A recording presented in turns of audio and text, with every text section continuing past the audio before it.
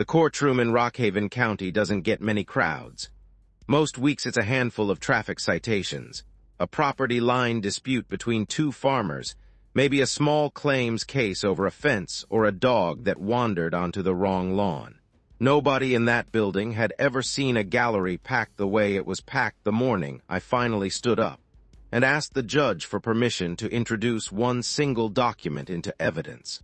I was standing at the plaintiff's table in a blazer I'd borrowed from my brother-in-law, holding a thin manila folder that had been sitting in a fireproof safe in my basement for 11 years.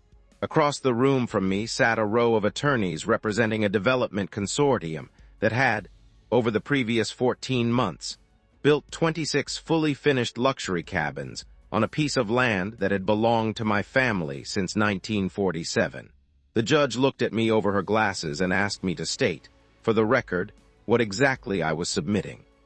"Your Honor," I said, "this is the recorded deed to Corbin Island, filed with the Rockhaven County Registry in June of 1947, transferred to my grandfather, and passed down through my family in an unbroken chain of title to this day. I'm the current owner of record." You could have heard a dropped pin in that room. I watched every one of those attorneys, who had spent over a year building a case against me for interfering with a development in progress, realize at the same moment that the island they'd spent nearly $9 million developing had never legally belonged to their client at all. But to understand how 26 cabins ended up finished on land that was never legally theirs to build on, and why I let every single one of them go up without lifting a finger to stop it, you have to go back almost 2 years, to a spring morning when I first noticed a barge anchored off the northern point of my island, unloading lumber onto a beach my family had owned for 3 generations. My name is Walter Corbin III, though everyone just calls me Trip, a nickname my grandfather hung on me as a joke about being the third Walter in a row. I'm 51 years old, and I make my living doing marine engine repair out of a shop in the harbor town of Millbrook Cove, the same trade my father learned from his own father before him. My family has never been wealthy. The biggest thing any of us ever owned outright is a 19-acre island sitting about 1.5 miles off the coast, connected to nothing but water and family history. Corbin Island isn't much to look at. Rocky shoreline, a stand of old spruce along the ridge, a couple of granite outcrops my great-grandfather used to quarry before the family gave that up for lobstering.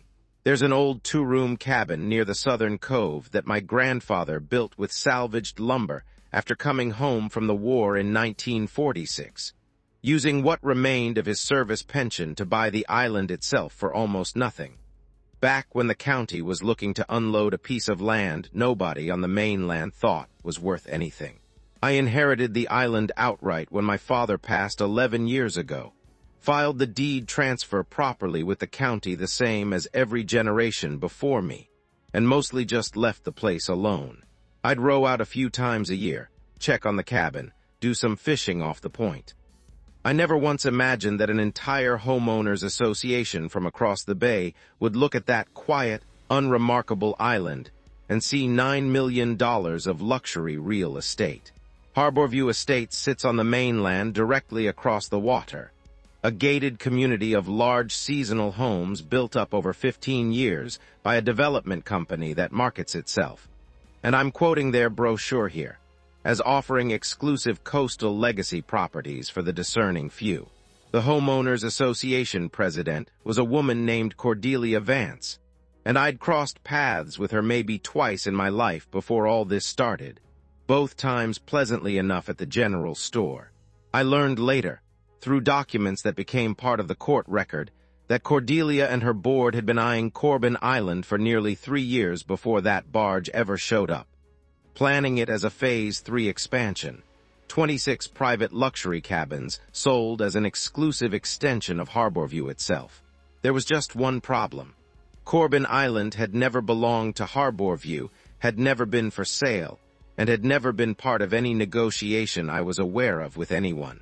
What actually happened, I eventually pieced together, traced back to a title search error made by a junior researcher at a title company Harborview's development arm had hired. That researcher pulled records for a different island 4 miles up the coast, one that actually had been sold off decades earlier and had genuinely changed hands since. Somehow the wrong parcel number and the wrong deed history got attached to Harborview's development file. By the time anyone realized the mistake, if anyone genuinely did before I forced the issue in court, they'd already secured financing, permits, and a construction crew, all built around land that legally belonged to my family. I first noticed something was wrong on a Saturday morning at the harbor.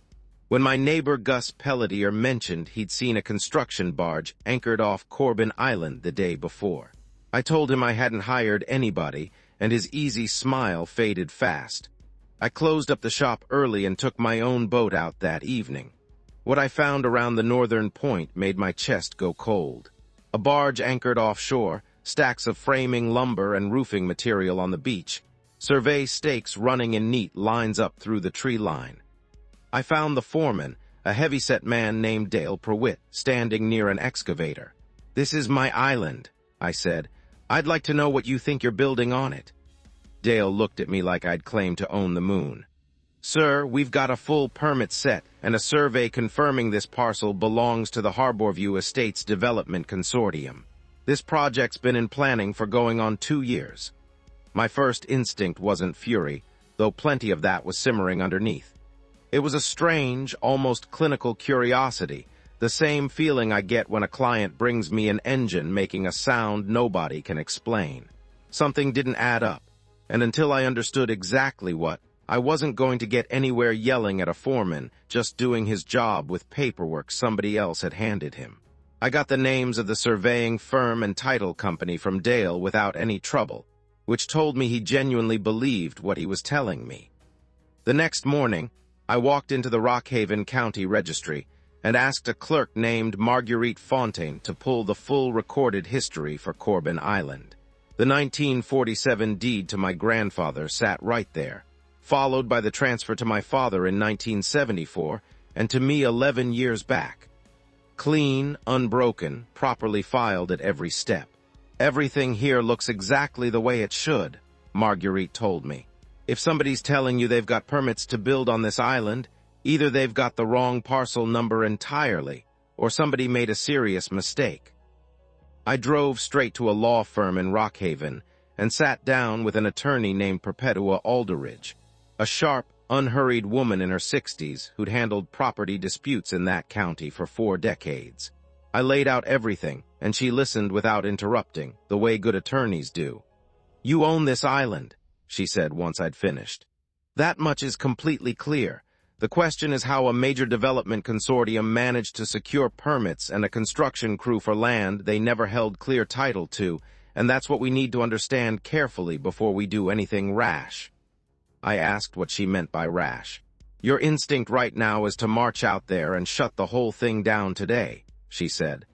"I understand that instinct completely. But if we do that before we understand how deep this goes, we lose enormous leverage. Right now, Harborview believes they're building on land they control. Every board they nail into place, every dollar they spend, makes the eventual reckoning that much more significant once the truth comes out." "You're suggesting I let them keep building," I said. "I'm suggesting the strongest position you could occupy is one where the other side has already invested millions and sold units before you ever formally assert ownership. The deeper they go, the more they have to lose, and the less room they have to simply walk away." I won't pretend that decision came easily.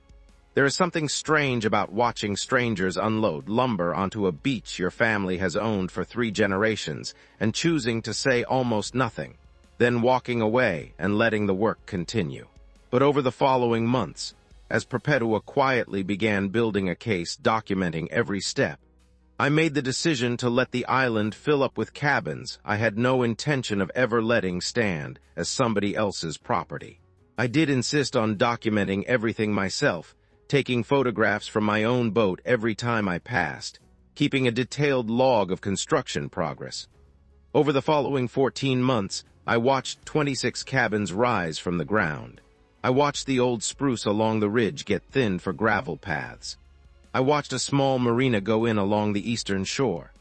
I watched groups of prospective buyers tour the property, sales representatives describing the exclusive private island lifestyle, entirely unaware that the quiet man standing at the edge of the property with a camera and a fishing rod owned every acre beneath their feet.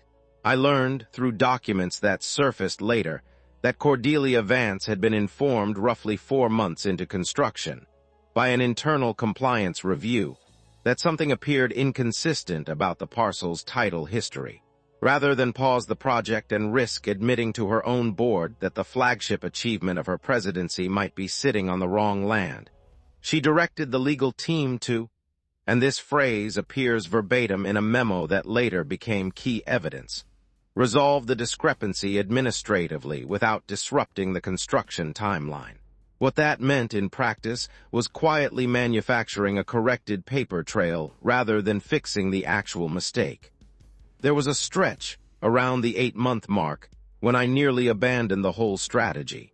I rode out one Sunday and found the crew had cut down 3 old spruce trees near the eastern ridge that my father had planted himself back in the 80s, replacing trees a storm had taken years earlier. Nobody on that crew had any reason to think twice about clearing that ground. But standing there looking at 3 fresh stumps where my father had once knelt in the dirt explaining to me why a spruce needed room to spread its roots, something in me nearly broke. I called Perpetua that afternoon angrier than I'd let myself get up to that point. "I don't care about the strategy anymore," I told her. "I want this stopped today." She let me talk myself out before she answered. "Trip," she finally said, "I understand why this feels different. But if you go out there tomorrow and physically stop this yourself, however justified, you hand their attorneys an argument that you took matters into your own hands instead of pursuing a proper legal remedy. Right now you have documentation of every single thing that's happened out there, dated and witnessed. That's worth more than anything you could do with your own 2 hands today." I quietly replanted 3 young spruce saplings a few weeks later, well clear of any construction zone, a private gesture that had nothing to do with the legal case and everything to do with keeping something of my father alive out there, whatever else happened. Around the 10-month mark, with roughly 18 of the eventual 26 cabins substantially complete, I got an unexpected visit at my shop from a woman named Isolde Bergstrom, a former member of Harborview's Architectural Review Committee. She'd resigned nearly a year earlier over concerns nobody else on the board had taken seriously. "I raised questions about the title documentation at 3 separate meetings," she told me. "Every time I was told outside counsel had fully cleared the matter. I never saw the actual documentation myself, and something about how quickly those questions got shut down never sat right with me." She'd kept her own dated notes from those meetings, describing exactly how her questions had been deflected each time, and offered to share them with whoever ended up representing my side. It turned into an enormously valuable piece of corroboration once Perpetua began assembling the full case. By the 12-month mark, the project had drawn plenty of local attention, including a glowing feature in the regional newspaper about the nearly finished marina and completed cabin interiors. I clipped that article for the file too, one more piece of dated documentation establishing exactly how much money and reputation Harborview had riding on the project's completion, all before I ever formally challenged their claim. Around that same time, I ran into Cordelia Vance in person for the first time since all of it began, purely by accident, at the general store in Millbrook Cove, where she'd stopped to pick up coffee before catching the ferry back across the bay. She recognized me, I think, though neither of us said so directly. She gave me a polite nod, the kind you give a stranger you vaguely remember, and asked if I'd ever gotten around to doing anything with that little island of mine, since she'd heard there was some development going up out that way. I told her I was aware of it, and that I was keeping a close eye on things. She smiled, said something about how nice it was that the coastline was finally getting some proper investment, and went on her way toward the ferry dock. I stood there for a long moment after she left, coffee in hand, thinking about how strange it was to stand 3 feet from someone who had no idea she was talking to the one person who could end her entire project with a single filed document. and how much restraint it took not to say another word. Perpetua, meanwhile, formally requested copies of the title report and permit applications, a request Harborview's attorneys resisted for weeks before finally producing documentation she immediately recognized as flawed. "The parcel number on their permit application doesn't match your recorded deed," she told me, spreading 2 documents across her desk. "It matches the parcel 4 miles up the coast that actually was sold off decades ago. Somebody copied the wrong identifier into the paperwork, and every document after that simply repeated the same error without anyone ever checking it against the actual registry." The moment that finally convinced me to act arrived around the 14-month mark, when Harborview began actively closing sales on the finished cabins, with a grand opening ceremony scheduled for the following spring featuring Cordelia Vance herself.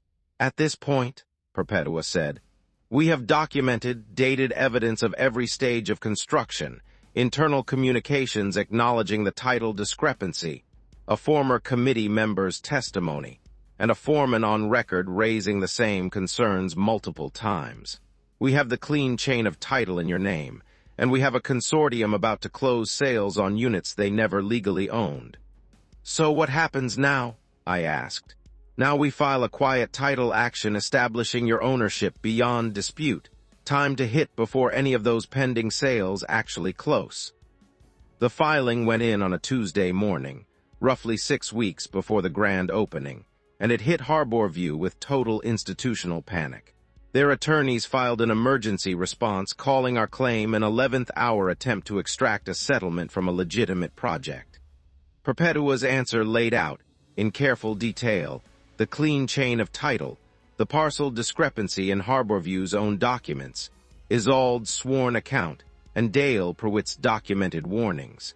The case moved to a full hearing faster than either of us expected, largely because Harborview's own construction lender, once it caught wind of the dispute, started demanding answers a lot sharper than Harborview's attorneys had probably anticipated. That brings us back to the courtroom and the folder I'd been carrying that morning. The hearing lasted 3 days. Perpetua opened by establishing the clean chain of title, with Marguerite Fontaine appearing to confirm no competing claim had ever been filed against the parcel outside my family's continuous ownership. Harborview's lead attorney, a polished man named Reginald Thorne, argued that my 14 months of documented silence during visible construction amounted to acquiescence, that I'd effectively forfeited any right to challenge the project after the fact. Perpetua's response was, in my view, the turning point of the entire proceeding. She called Isolde Bergstrom to the stand first, walking the court through her dated notes describing 3 separate occasions where she'd raised concerns directly to Cordelia Vance and the board, only to be told each time the matter had been cleared. Then came Dale Prewitt, considerably more nervous on the stand than he'd been on that beach, confirming under oath that he'd raised concerns about the parcel documentation on at least 4 separate occasions during construction, and had been told each time to continue as scheduled. "So it's your testimony," Perpetua asked him, "that Harborview and its development partners were repeatedly warned there was a serious question about whether they owned the land they were building on and chose to proceed anyway?" "Yes, ma'am," Dale said. "That's exactly what happened." The most significant moment of the entire hearing came during the cross-examination of Cordelia Vance, called by Harborview's own legal team to establish the association had acted in good faith throughout. Perpetua's cross was measured and utterly devastating in its simplicity. She produced the internal memo, the one containing the phrase "resolve the discrepancy administratively," and asked Cordelia to read it aloud. Cordelia's composure, which had held through her direct testimony, began cracking the moment she reached that phrase. "This memo," Perpetua said once she'd finished, "was written roughly 4 months into construction, correct? That appears to be the date, yes. And it references a title discrepancy identified during an internal compliance review. Yes. Can you explain what specific discrepancy this memo refers to?" Cordelia hesitated long enough that the silence itself became an answer. I believe it referenced some inconsistency in the parcel documentation our legal team was in the process of resolving. Resolving, Perpetua repeated, or manufacturing new documentation to paper over an error that would have required halting a project you'd personally championed to your board and to prospective buyers for nearly 2 years. Harborview's attorney objected, and the judge sustained it, but the damage to Cordelia's credibility had already settled fully across the courtroom. The ruling came down 11 days later. The court affirmed my clean, unbroken title to Corbin Island in full, rejected Harborview's argument that my documented silence constituted any form of legal acquiescence, and specifically found that internal HOA communications demonstrated actual knowledge of the title problem well before the project's completion, knowledge that had been deliberately concealed rather than properly disclosed. The practical consequences unfolded fast. Every pending sale collapsed immediately since Harborview had no ownership to convey. Their construction lender, facing enormous exposure on a project built on land the borrower never owned, called the outstanding loan balance. Cordelia Vance resigned from the board within 3 weeks. Under circumstances the community newsletter described, with real understatement, as related to ongoing Phase 3 complications. I heard through Gus that she and her husband put their own Harborview property on the market not long after and left the county entirely. The settlement negotiations stretched on for months, considerably more complicated than a simple property dispute, given how many parties were involved. In the end, I retained full ownership of all 26 completed cabins, the marina, and every improvement made during those 14 months, along with a substantial monetary settlement covering legal costs and restoration for parts of the island cleared beyond what I ultimately wanted to keep. I spent a good while afterward wrestling with what to actually do with those cabins. My grandfather's vision for that island never once involved luxury real estate, and part of me seriously considered tearing every structure down and restoring the place to the quiet, undeveloped state it had held for the better part of 8 decades. In the end, I made the decision to convert the finished cabins into a modest family retreat, something considerably smaller and quieter than Harborview's grand vision, open to a handful of guests each season who want genuine, unhurried island seclusion, without any of the exclusivity branding that had originally been planned for it. My grandfather's old 2-room cabin still stands exactly where it always has, down near the southern cove, untouched by any of the construction that eventually surrounded it. I spend most of my free time there still, fishing off the same point, checking on the same weathered walls he built with salvaged lumber after the war. I think about that courtroom moment often, holding a single folded piece of paper that waited 11 years in a fireproof safe to matter as much as it finally did. Cordelia Vance and her board spent nearly 2 years and close to $9 million building an entire development on the strength of a mistake nobody ever bothered to check against the one document that actually mattered, sitting quietly in a county registry the whole time, right where my grandfather filed it back in 1947. I never set out to let an entire construction project unfold on my own land just to make a point in a courtroom 14 months later. I did it because a patient attorney convinced me that some fights are won not by moving fast, but by understanding exactly how much the other side stands to lose before you ever show them the one piece of paper that changes everything. My grandfather used to say patience was the one tool that never wore out no matter how hard you used it. And I think he would have recognized exactly what I was doing out there with my camera and my fishing rod, waiting for the right moment to finally show my hand. If this story hit home for you, do me a favor and hit that like button. It genuinely helps this channel keep growing. And if you haven't already, go ahead and subscribe so you don't miss the next one, because there are plenty more stories just like this one still to come. Drop a comment down below and let me know what you thought of this one, or whether you've ever had a piece of property that somebody else assumed they had more right to than they actually did. I read every single comment, and some of the best stories this channel has ever told started right there in the comment section.